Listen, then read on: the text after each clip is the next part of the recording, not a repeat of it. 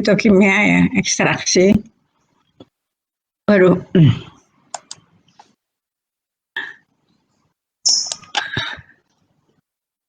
Jadi ekstraksi itu adalah penarikan atau penyarian kelompok senyawa. Senyawa ya, dari jaringan suatu bahan alam menggunakan cairan pelarut yang sesuai. Jadi tidak hanya dari bahan alam tetapi dari obat-obatan. Umpama kamu mau mengambil salah satu obat itu juga disebut dengan ekstraksi.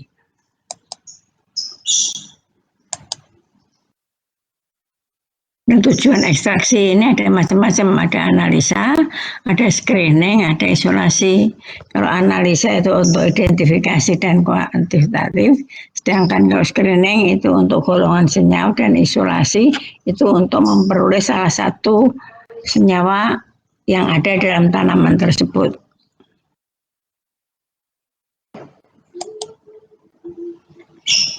Dan tujuannya ya ini untuk memurnikan senyawa atau menyediakan suatu senyawa untuk membolehkan menentukan struktur daripada senyawa terus. Ini tujuan untuk isolasi dan untuk produksi, melihat apakah senyawa tersebut memiliki aktivitas biologi.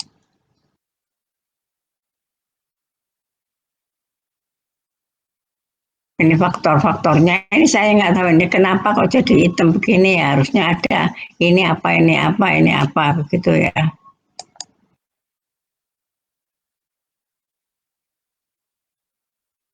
Kemudian ini ekstraksi, ini apa yang mempengaruhi ekstraksi yang harus diperhatikan yaitu simplesia, pelarut, peralatan, dan metode.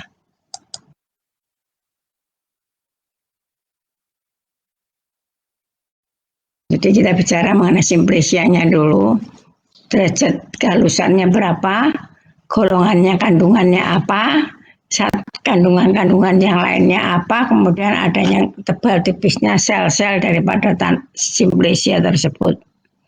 Kalau daun itu berarti tipis ya, kalau pak bunga tipis, tapi kalau yang seperti akar kemudian biji itu adalah tebal.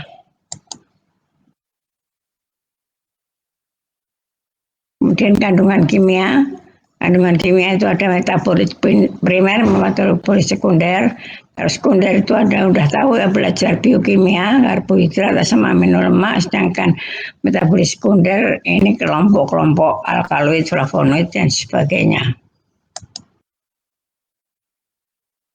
Wah, pelarut itu ada banyak pelarut yang dibuat ya bisa digunakan untuk penelitian. Jadi ini jenis-jenis pelarut untuk penelitian.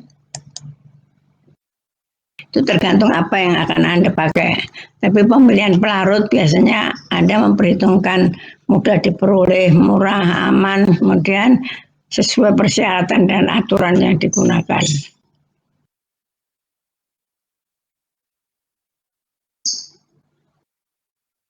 Dan ini bedanya antara etanol, metanol dengan air. Kalau air itu mudah ditumbuhin oleh jamur, sedangkan etanol itu lebih selektif, tetapi harganya relatif lebih mahal dan lebih toksik ya.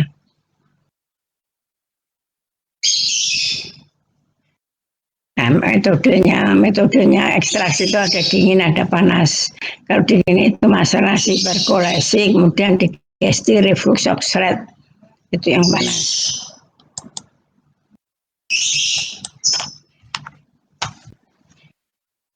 Dan ini ada berdasarkan bentuk, yaitu ekstraksi cair padat, kemudian ekstraksi cair-cair,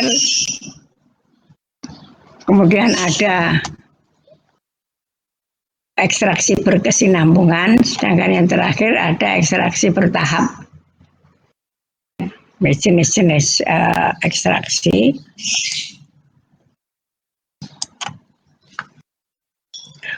Kemudian ekstraksi ada dibagi dua, konvensional dan non-konvensional. Konvensional itu ada Soxhlet, reflux, perkolasi, dan sebagainya. Sedangkan yang konvensional ini akan dibahas pada pertemuan berikutnya.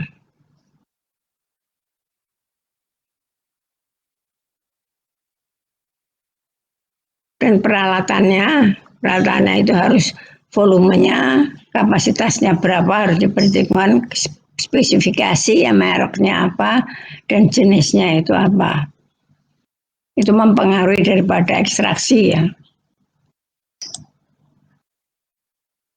Nah, tahapan ekstraksi itu ada ekstraksi, itu campuran senyawa yang diperoleh, kemudian kalau dilanjutkan menjadi vaksinasi. Vaksinasi itu campuran senyawanya lebih sedikit, dan isolasi itu mendapatkan senyawa yang murni. Jadi tahapannya itu begini.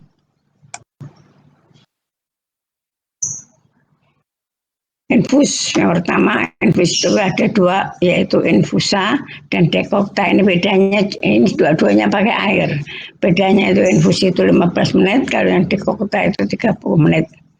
Itu yang sama dekok untuk senyawa-senyawa yang keras, sedangkan infus untuk senyawa-senyawa yang lunak.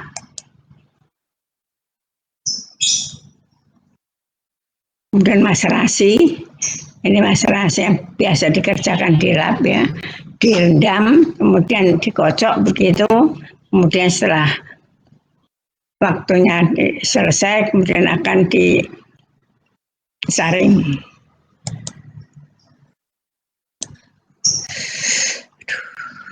Maserasi keunggulannya ini ada keunggulan maserasi apa, kelemahan maserasi apa, hanya Anda bisa baca sendiri di sini.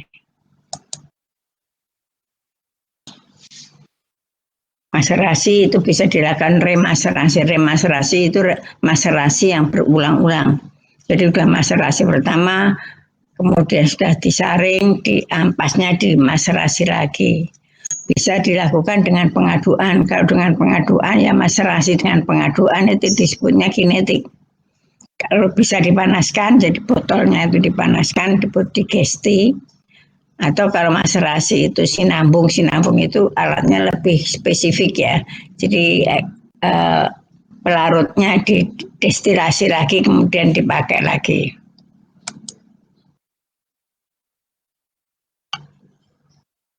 Perkolasi seperti ini ya.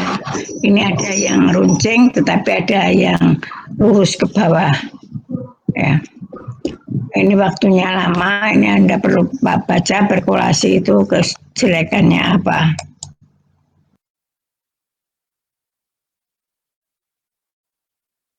Nah ini ya lurus, kemudian ini ada pipetnya ya, pipet buretnya seperti buret gitu ya, klemnya. Kemudian ini bisa diputar begitu, kemudian airnya pelarutnya itu keluar tetes per tetes, itu tergantung dari mau kita mau cepat atau mau lambat. Nah, penting dalam perkolasi ini apa? Bagaimana membuat perkolasi itu kalau ada udaranya dalam simpresia terasa akan mempengaruhi kecepatan pelarut yang keluar. Kemudian juga terlalu padat, ya mungkinnya itu juga nggak bisa keluar nanti. Jadi ini ada beberapa itu cara memasukkannya bagaimana. Nah ini reflux ya. Ini reflux ini dipanaskan, inilah bulatnya simpresia di sini, dan ini cooler. Jadi dipanaskan, nanti pelarutnya itu akan menguap, mendingin lagi, kemudian balik lagi ke sini. Ya, itu adalah refleks dengan panas ya. Ini keunggulannya apa, kelemahannya apa? Ya, perlu pelarut yang banyak. Ini shock slide itu terdiri dari 3 ya. Labu bulat, ini tempat simpresia, ini cooler pendingin, ini tempat ekstraknya. Jadi ekstraknya di sini dipanaskan ini ya. Panaskan akan pelarutnya akan ke atas, kemudian ada cooler, dia menetes lagi kembali menjadi cairan, merendam simpresia di sini. Nanti kalau sudah banyak, di atas ini ada pipanya dan akan turun keluar, kembali ke sini dipanaskan lagi, begitu seterusnya. Ini kebaikannya karena pelarutnya tidak terlalu banyak. Ya.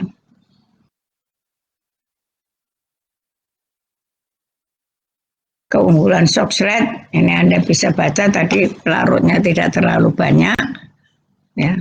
Tapi kejelekannya karena ekstraknya dipanaskan terus kemungkinan senyawanya rusak.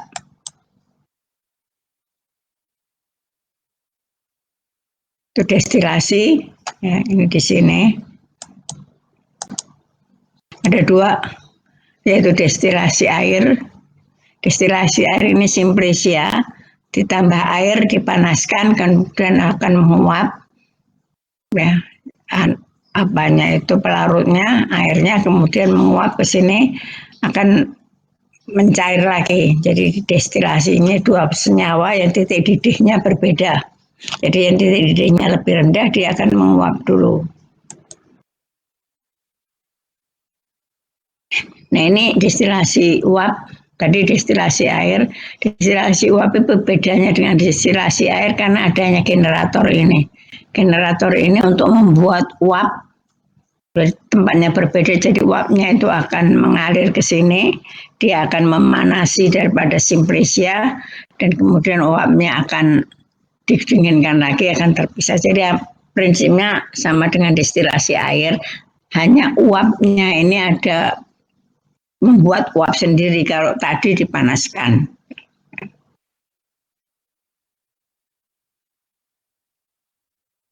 Kemudian hasil ekstraksi ya, dan dapat ekstrak. Ekstraknya ekstrak cair itu kan diuapkan. Diuapkan bisa dengan penanas air, bisa dengan evaporator, bisa dengan oven vakum sehingga ekstraknya itu menjadi ekstrak padat, kental atau cair. Kalau dalam yang baru dapat adalah ekstrak cair, itu akan sulit menyimpannya. Ya, ekstrak air umumnya sampai 30 liter kalau Anda uapkan itu mungkin akan lebih gampang menyimpankannya.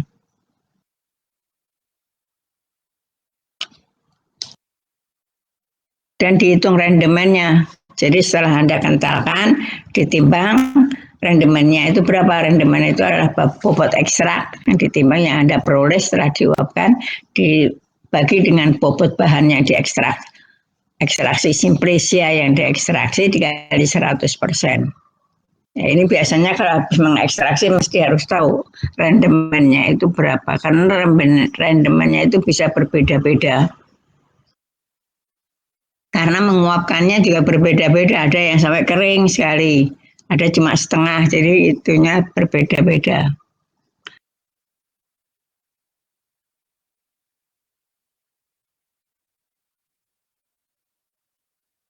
Dan nah ini ekstraksi sinambung. Anda lihat di sini pertama-tama diekstraksi dengan heksan, didapat ekstrak heksan, dan ampasnya diekstraksi lagi dengan kloroform, dapat ekstrak kloroform. Ampasnya diekstraksi lagi dengan etanol, dapat ekstrak etanol. Ampasnya dengan air, dapat ekstrak air. Jadi kita sekali lagi melakukan ekstraksi berturut-turut, bisa dari pelarut non-polar, yaitu heksan atau bensin, itu non-polar, kemudian makin lama makin polar. Di sini ada perbedaan nanti apa senyawa apa yang ada dalam heksan. Ini yang sering dilakukan dalam skripsi ya. Jadi satu Simplicia itu dikerjakan oleh mahasiswa. Jadi nanti mahasiswa ada yang dapat ekstrak heksan, ada yang dapat kloroform, dapat etanol, dapat air. Jadi satu Simplicia dikerjakan oleh 4 orang, bisa 4, bisa 3. Kemudian ini bisa dari kloroform, bisa sudah nggak dipakai lagi ya, kloroform toksik, bisa pakai diklormetan atau bisa dipakai etil astat. Jadi tergantung maunya itu apa.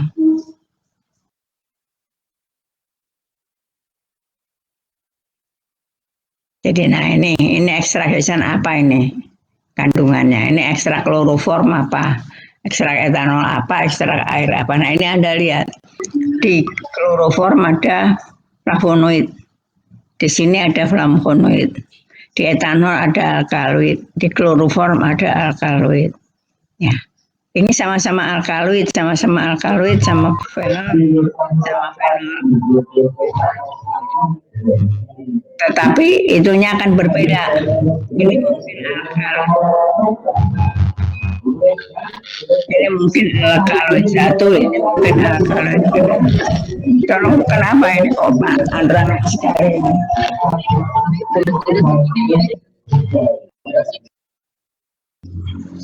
Kenapa ramai sekali ya, Pak?